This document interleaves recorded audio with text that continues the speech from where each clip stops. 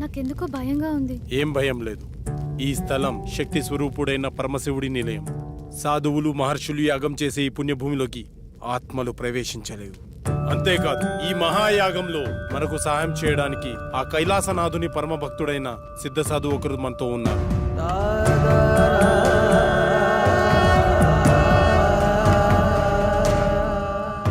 గురువుగారికి నమస్కారం.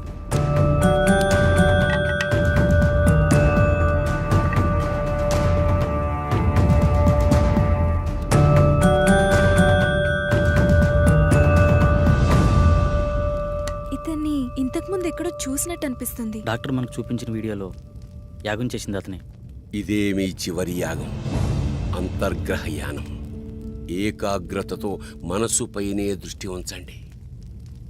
ఈ యాగంలో ఆత్మ తన శరీరాన్ని విడిచి ఆత్మలు సంచరించే లోకానికి అంటే వెళ్తుంది. వాటికంటూ ప్రత్యేకమైన లోకం ఉంటుందా? ఉంటుంది అనడానికి చిన్న ఉదాహరణ చెబుతాను. ఒక చోట ఒక శవం ఉంది అనుకోండి. పక్కనే ఒక వ్యక్తి గాఢ నిద్రలో ఉన్నాడు. ఆ పక్కనే కోమాలో ఉన్న మరో వ్యక్తి పడి ఉన్నాడు. వాళ్ళ ముగ్గురులో తేడా ఏమిటి? ఇద్దరు ప్రాణంతో ఉన్నారు, ఒకరు లేరు. ఇప్పుడు వాళ్ళ మధ్యలోకి ఒక సర్పం వచ్చిందనుకోండి. అప్పుడు వాళ్ళు ఏం చేస్తారు? ఏం చేస్తారు? ఏమీ చేయరు. ఎందుకంటే ఆ సర్పం వచ్చిన సంగతి వాళ్ళకి తెలియదు కదా. అంటే శవానికి, గాఢ నిద్రలో ఉన్నవాడికి, కోమాలో ఉన్నవాడికి తేడా లేనట్టేనా? తేడా ఉంది. అదే ఆత్మ. ఆత్మ శరీరంలోంచి పూర్తిగా వెళ్ళిపోతే శరీరం శవమవుతుంది. కొద్దిసేపు మాత్రమే బయటికి పోతే శరీరం నిద్రపోతుంది. కొన్ని నెలలు బయటికి పోతే ఆ శరీరం కోమాలో ఉంటుంది. అలా బయటికి వెళ్ళిన ఆత్మలన్నీ కలిసే ప్రదేశమే ఆత్మలోకం. మీరెప్పుడైనా గమనించారా? మనం నిద్రపోయిన తర్వాత కలలో చనిపోయిన వాళ్ళని కలిసినట్టు, వాళ్లతో మాట్లాడినట్టు అనిపిస్తుంది. ఒక్కోసారి మనకి తెలియని మనుషులను కూడా కలిసినట్టు అనిపిస్తుంది. మెలకు వచ్చాక వాళ్ళ మొహాలు కూడా మనకు గుర్తురావు.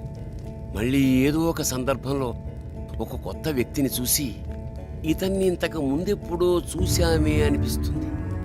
కానీ నిజానికి మీరతన్నెప్పుడూ బయట ప్రపంచంలో చూసి ఉండరు.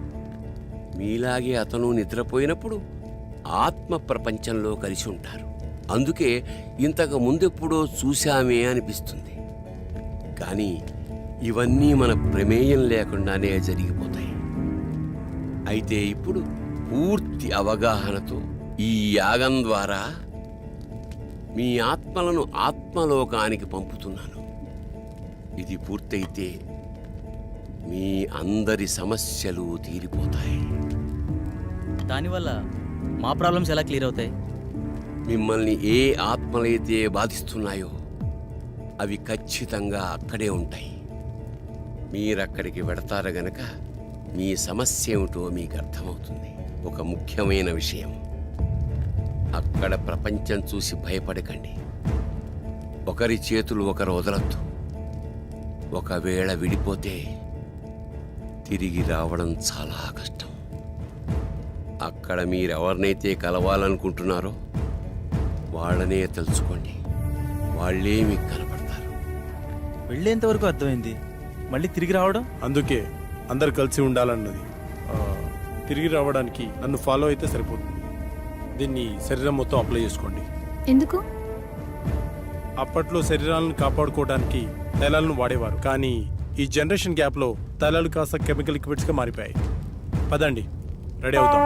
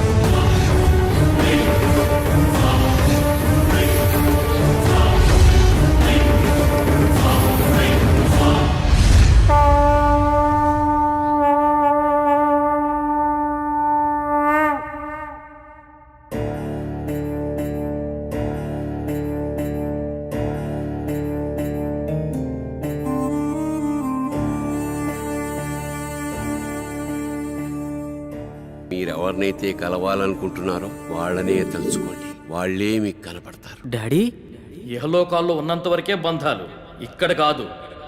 మీరు ఇక్కడికి వచ్చి చాలా పెద్ద తప్పు చేశారు, విధిని ధిక్కరించారు. లేదు డాడీ, మేము కరెక్టే చేసాం. వీడిని నమ్మి ఇంత దూరం వచ్చారా? వీడు చాలా పెద్ద ఫ్రాడ్. అంకుల్ అలా అనకండి. ఆయన మా కోసం చాలా పెద్ద రిస్క్ చేశాడు. ఆయన లేకపోతే మా ప్రాబ్లం సాల్వ్ అవ్వదు. మీకు ప్రాబ్లం క్రియేట్ చేసిందే వాడు. తగలబడుతున్నవి శరీరాలు మాత్రమే. విధివ్రాత ప్రకారం బంధాలతో గడపాల్సిన ఆత్మలు ఇంకా బతికే ఉన్నాయి.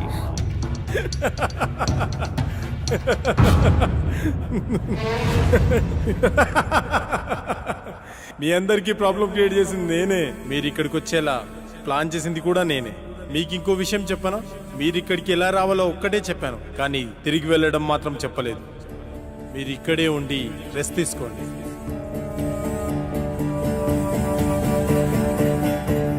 బాయ్.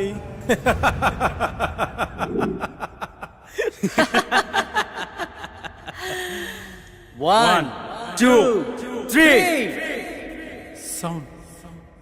సౌండ్ వినిపించట్లేదు. ఏం జరుగుతుంది? ఇప్పుడు వెళ్ళేది మీరు కాదు, మేము. ఫస్ట్ టైం పాపార మీద అటాక్ జరిగినప్పుడే నాకు డౌట్ వచ్చింది.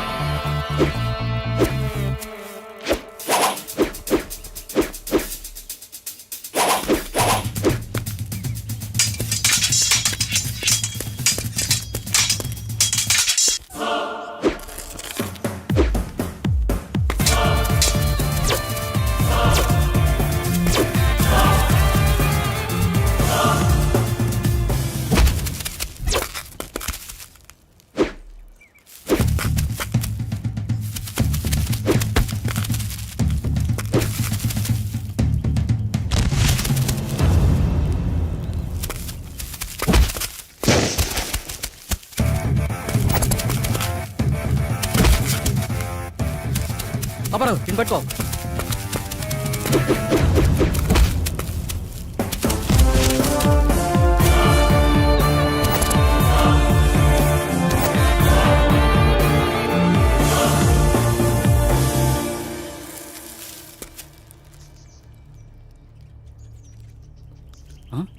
వీళ్ళని పంపించింది శాస్త్ర.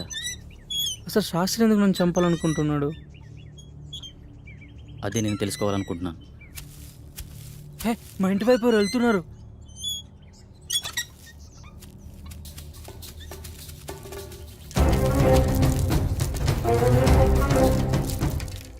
ఎవరు నువ్వు? ఏంటి తీసుకెళ్తున్నావు? తప్పు చేస్తున్నారు.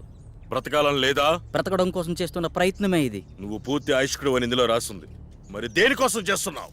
అంటే నేను తొందరలో చనిపోతాననడం. శాస్త్రి నిన్ను చంపడానికి ట్రై చేస్తున్నాడంటే ఈ యాగం ద్వారా తను ఏదో ఆశిస్తున్నాడు. అలాంటప్పుడు ఈ యాగాన్ని మధ్యలో ఆపేయొచ్చు కదా. ఆపలేరు. ఆగకూడదు. ఇప్పుడు మీరు ఈ యాగం చివరి దశలో ఉన్నారు. ఎవరో ఈ యాగం ద్వారా సృష్టికి విరుద్ధం కలిగిస్తున్నారు.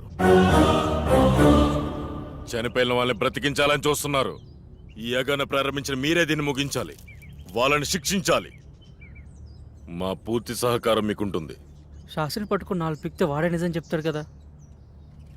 లేదు, దీని వెనక ఎవరో ఉన్నారు. ప్రాణం తీయడానికి కూడా తెగించారంటే ప్రాణం పోయినా నిజం చెప్పరు. కాబట్టి నువ్వు బయటికి వెళ్ళి శాస్త్రి గురించి ఎంక్వైరీ చేయి. నేను ఇక్కడ ఉండి ఈ యాగాన్ని ఫినిష్ చేస్తాను.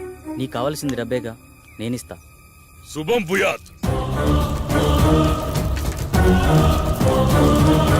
అలా పాపారావు బయటికి వెళ్ళి చేసిన ఇన్వెస్టిగేషన్లో నీకు శాస్త్రికి సంబంధం ఉన్న విషయం తెలిసింది. అదే సమయంలో శాస్త్రిని ఉపయోగించి నా కళ్ళను క్రియేట్ చేసావు. సాఫ్ట్వేర్ వాళ్ళకి ఇయర్లీ ఇచ్చే కౌన్సిలింగ్ ద్వారా వాళ్ళకి ప్రాబ్లం క్రియేట్ చేసావు. స్వప్నకి నీ మనిషితోనే ప్రాబ్లం క్రియేట్ చేసావు. కానీ ఇదంతా ఎందుకు చేస్తున్నావో నాకు తెలియలేదు. నువ్వు చూపించిన వీడియోను అబ్జర్వ్ చేస్తే అర్థమైంది. ఆ యాగంలో ఉన్న 5 మందిలో నువ్వు ఒకడవని తెలుసుకున్నాను. ఆ యాగం చేసింది నీ తండ్రే. ఆఖరి నిమిషంలో తెలిసింది మీ నలుగురు మా రూపంలో ఉండే మీ ఫ్యామిలీ మెంబర్స్ అని.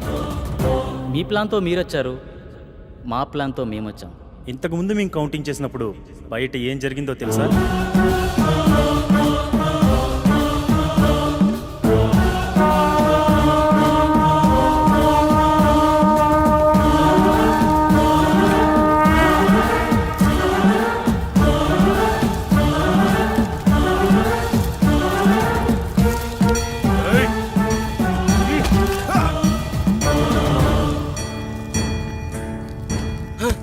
ఏమిటి అన్యాయం? ఏంటి? ఏం చేస్తున్నారు మీరు? ఎవరు మీరు? వద్దు వద్దు వద్దు వద్దు.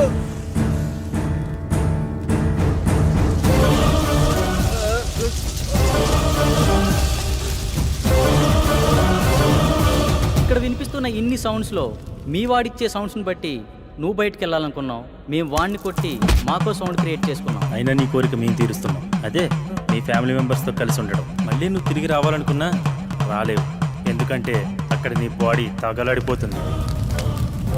నీ ఫ్యామిలీతో ఇక్కడే హ్యాపీగా పండగ చేసుకో. బాయ్.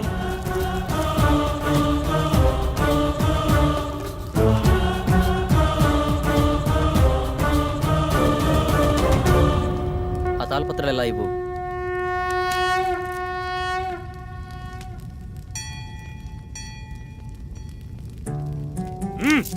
ఎందుకు ఇలా చేస్తున్నావు? మళ్ళీ ఇలాంటి పనులు ఎవరూ చేయకూడదు.